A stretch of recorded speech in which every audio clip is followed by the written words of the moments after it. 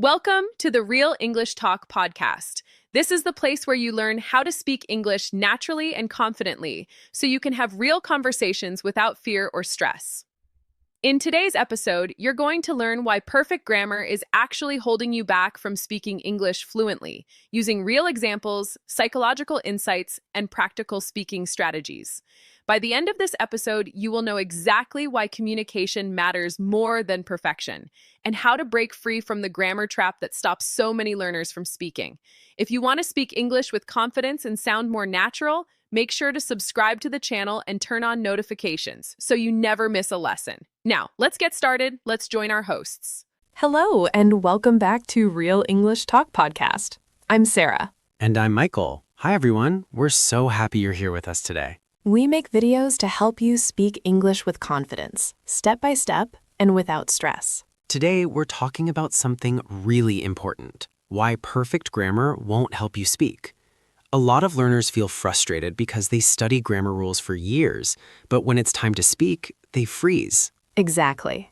And the truth is, focusing too much on perfect grammar can actually make speaking harder. By the end of this lesson, you'll understand why fluency and communication are more important than grammatical perfection, and you'll learn practical ways to speak more naturally. Before we begin, please like this video and subscribe to our channel. It really helps us and helps more learners find these lessons. In this lesson, we'll explore why grammar perfection creates speaking anxiety. We'll look at how native speakers actually talk, and we'll give you strategies to prioritize communication over correctness. We'll break everything into small, easy steps so it never feels overwhelming. You don't need to speak like a grammar textbook. You just need to communicate your ideas clearly. And today, we'll give you the mindset shift and practical tools to do exactly that.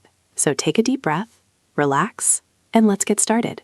By the end of this episode, you'll know exactly how to speak English more freely without worrying about every single grammar rule. Okay, Michael, let's start with the big question. Yes, the question so many learners ask. Why can't I speak even though I know all the grammar rules? Right. I hear this all the time.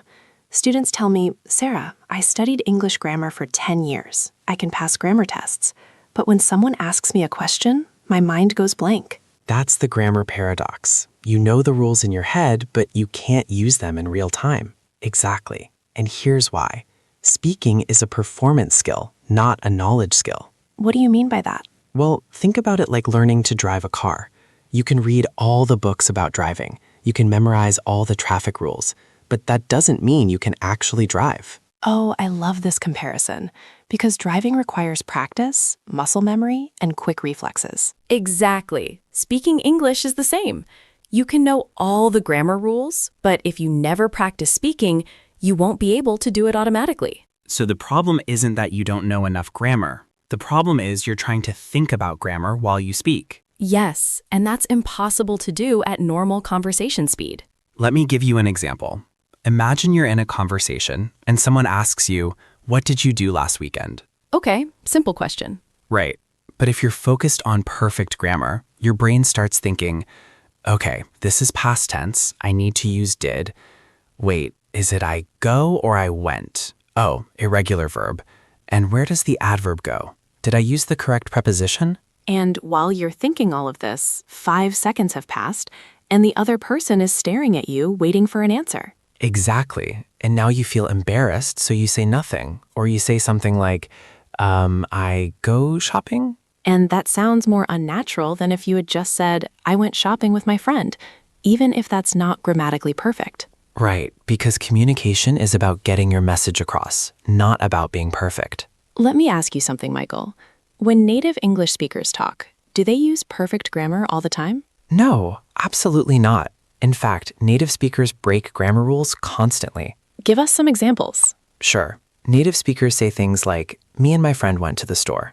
Grammatically, it should be my friend and I. Right. And native speakers say, who did you go with? Not with whom did you go? Yes, and we say things like, I ain't got no money. That's a double negative, which is technically wrong. But everyone understands it perfectly. Exactly, and that's the point. The goal of language is communication, not perfection. So if native speakers don't speak with perfect grammar, why do English learners think they need to? That's such a good question. I think it's because of how English is taught in schools. Yes, in most schools, English is taught like a science. Students study grammar rules, memorize vocabulary, and tests. But they rarely practice actual speaking. Right. So students learn English as a subject to study, not as a skill to use. And then when they try to speak, they treat it like a grammar test. Exactly. They think, I need to say this sentence perfectly or I'll get it wrong. But real conversations aren't tests. There's no grade. There's no right or wrong answer. Exactly. Real conversations are messy. People interrupt each other, they change topics, they use slang and informal grammar. And that's completely normal. So let me ask you, Michael, what should learners focus on instead of perfect grammar? Great question. I think learners should focus on 3 things: fluency, clarity, and confidence. Let's break those down. What do you mean by fluency? Fluency means speaking smoothly without long pauses. It means your words flow naturally, even if you make small grammar mistakes. So it's better to say, yesterday I go to the store and buy some bread, than to pause for 10 seconds trying to remember the past tense. Exactly, because the person listening understands you perfectly. They know you went to the store yesterday. Right. And what about clarity? Clarity means your message is easy to understand. It means using simple, direct language. So instead of trying to use complicated vocabulary or complex grammar, just use simple words that clearly communicate your idea. Yes, for example, instead of saying, I am of the opinion that the weather conditions are not favorable for outdoor activities, just say, I think it's too cold to go outside. Much clearer. And what about confidence? Confidence is key. If you speak with confidence, people will listen to your message, not your mistakes. That's so true. I've noticed that learners who speak confidently, even with mistakes, communicate much better than learners who speak perfectly but hesitantly. Absolutely, because confidence shows that you believe in what you're saying. And here's the thing. When you focus on perfect grammar, you lose confidence. Yes, because you're constantly worried about making mistakes. Right, and that fear stops you from speaking at all. So, let me give our listeners some practical advice. Please do. Okay, first tip, stop translating from your native language. Oh, this is huge. Yes, when you translate, you're trying to build English sentences using your native language's grammar rules. And that doesn't work because every language has different grammar. Exactly. So instead, think in simple English phrases. For example, Instead of thinking, how do I say, I am experiencing a feeling of hunger in English? Just think, I'm hungry. simple and direct. Yes. Second tip, practice speaking out loud every day, even if you're alone. This is so important. You can't improve speaking by just reading or listening. You have to actually speak. Right. Talk to yourself. Describe what you're doing. Tell a story about your day. And don't worry if you make mistakes. No one is listening. Exactly. Third tip, record yourself speaking. Ooh, this is a great one. Yes, when you record yourself, you can hear what you actually sound like. And you can identify patterns. Maybe you notice you always pause before certain words, or you always forget a specific grammar structure. Right, and then you can work on those specific things. Fourth tip, focus on communication, not correction. Yes, when you're having a conversation, your goal is to share ideas, not to speak perfectly. So if you make a small grammar mistake, don't stop and correct yourself. Just keep talking. Exactly. The other person understood you. That's what matters. And fifth tip, learn phrases, not just grammar rules. This is my favorite tip. Tell us why. Because native speakers don't construct sentences word by word using grammar rules. Right, they use chunks of language. Exactly. They use fixed phrases that they've heard thousands of times. For example? Native speakers don't think, I need to use the present perfect here. They just say, I've been thinking about you. Because they've heard that phrase so many times, it comes out automatically. So learners should memorize common phrases, not grammar rules. Yes. Learn phrases like, I'm not sure. That makes sense. Let me think about it. I totally agree. These phrases are useful in so many conversations. And when you use them, you sound natural and fluent.